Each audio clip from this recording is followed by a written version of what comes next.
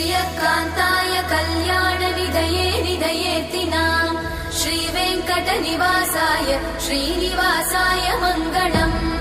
लक्ष्मी सविभ्रमालोकसुभ्रूविभ्रमचक्षुषे चक्षुषे सर्वलोकानां वेङ्कटेशाय मङ्गलम् श्रीवेङ्कटाद्रिशृङ्गाग्रमङ्गलाभरणाङ्गये मङ्गलानां निवासाय श्रीनिवासाय मङ्गलम् सर्वावयव सौन्दर्य सम्पदा सर्वचेतसां सदा सम्मोहनायास्तु वेङ्कटेशाय मङ्गलम् नित्याय निरवध्याय सत्यानन्दचिदात्मने